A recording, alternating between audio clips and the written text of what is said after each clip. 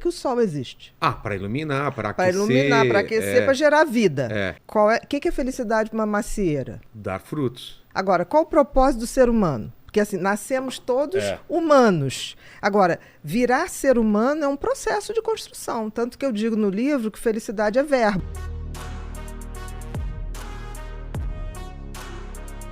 Eu falei, não, vou escrever sobre felicidade. Aí fiquei estudando sobre felicidade e eu falei, eu tenho que me engravidar de alguma coisa que dê esperança, né? E como eu já tinha escrito, o anterior tinha sido depressão, e eu descobri que o oposto de depressão é felicidade. De alegria é tristeza, mas de depressão, muito. A alegria é uma emoção momentânea no qual eu me sinto bem ao sentir, tá? E eu também contagio as pessoas ao meu redor com alegria. Tá? Mas é uma emoção passageira. Uma conquista de um campeonato de futebol. Você tem uma alegria imediata, uma emoção imediata, né, que me contamina e contamina os que estão ao meu redor. Felicidade já é bem diferente. Felicidade é um estado, uma construção, tá? Aí você vai falar, mas Bia, o que é felicidade? É claro que é bem complexo, mas vamos supor assim, o que é felicidade pro sol, se você tivesse que chutar? Pro? Sol, astro-rei. Putz, não faço ideia. Para que o sol existe? Para iluminar, para aquecer. Para iluminar, para aquecer, para gerar vida. É. O que é felicidade para uma macieira? Dar frutos. É o propósito, então? Claro. Qual é então, o propósito? Então, quando você atinge o seu propósito, essa é a felicidade plena. Claro. Agora, qual o propósito do ser humano? Porque assim, nascemos todos humanos. Agora, virar ser humano é um processo de construção. Tanto que eu digo no livro que felicidade é verbo.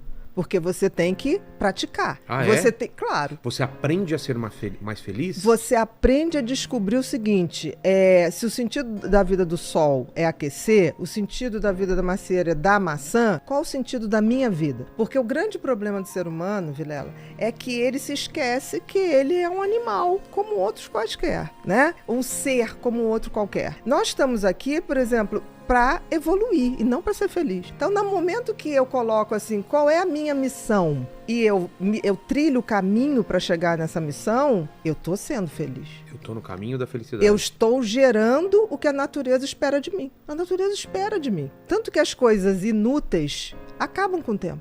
A natureza não suporta inutilidade. Por exemplo? Por exemplo, as coisas que são concretas e verdadeiramente feitas de boa intenção, elas quase são eternas. Tem um ditado que diz assim, todo mundo teme o tempo teme as pirâmides do Egito.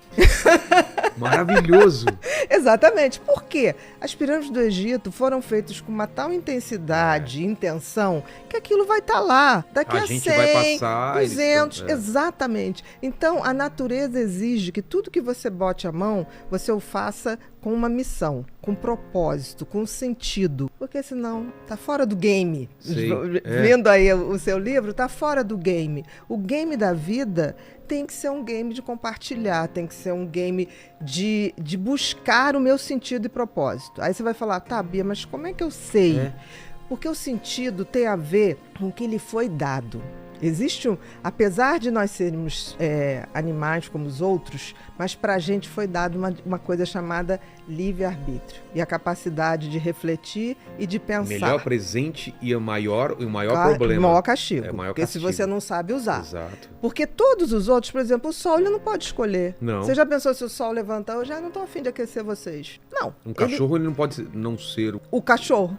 O instinto de cachorro é. Exatamente. Como tudo ao redor. Mas com a gente é diferente. É verdade. Isso é a grande diferença. A gente pode escolher. A gente pode escolher. Mas o que acontece? A gente esqueceu que a gente tem esse sentido e propósito. Porque o sentido tem a ver com o que a natureza te deu para que você saiba para onde você vai caminhar. Então, o sentido tem a ver com os talentos e dons que a gente ganha.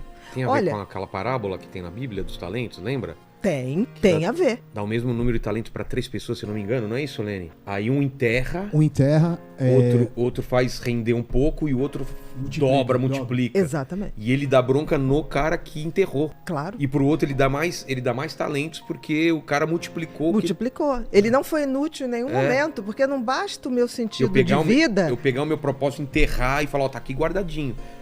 É aquilo que a gente tá falando. Se você tem esse conhecimento e você não colocou isso pra fora, esquece. Talvez você não seria feliz. A natureza te corta. Você não teria encontrado sua felicidade. A natureza te corta. Corta então, em que assim, sentido? De fisicamente e emocionalmente? Em todos os sentidos. O que não dá frutos, de alguma maneira, aquilo vai se perdendo. Não tem como. É uma regra da natureza. Você está aqui para servir. Por exemplo, a água não bebe a água.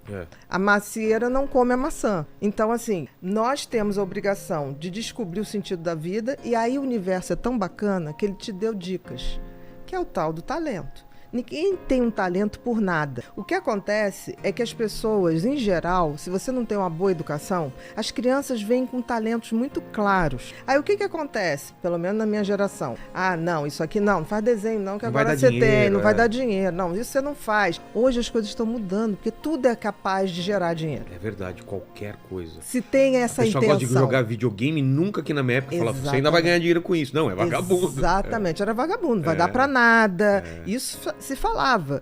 Então, no sentido, se você tem uma educação legal, você detecta no teu filho desde muito cedo qual é o sentido da vida dele, que é exercer aquele talento, exercer aquele dom, aprimorar, receber outros e tocar à frente. Agora, e o propósito? O propósito é quando eu pego isso, para transformar a minha vida numa pessoa melhor, e também depois eu compartilho. Então, quando eu pego o sentido e compartilho, aí eu atinjo a glória da vida. É a tal felicidade. Vê o seguinte, não podemos esquecer que nós somos seres sociais. Sim. Então, nós nascemos para atingir o outro, para nos conectar com o outro. Isso está no nosso DNA. É inacreditável. Por isso que a gente tem empatia. Você se conecta com o outro. O que é empatia? Se não for outro indivíduo. Com certeza. E isso é tão precoce que um bebê de 8 meses já detecta quando uma outra criança sofre.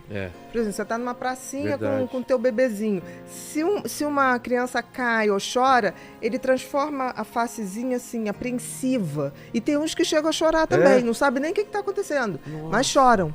Então, assim, nós somos impelidos, eu digo que navegar é preciso, ir na direção do outro é preciso. Viver não é preciso, mas ir na direção do outro é preciso, né? Porque a gente só se faz na convivência com o outro. Por exemplo, por mais diferença que eu tenha de você e você de mim, é nessa interação da gente que eu me reafirmo ou não. Porque quando eu falo assim, Guilherme, eu entendi isso que você está falando, mas eu sou o oposto. Mas nessa hora que eu digo eu sou oposta, eu estou me reafirmando. Você se colocou no meu lugar. Não, eu estou me reafirmando. Entendi. Eu sou diferente dele. Por isso.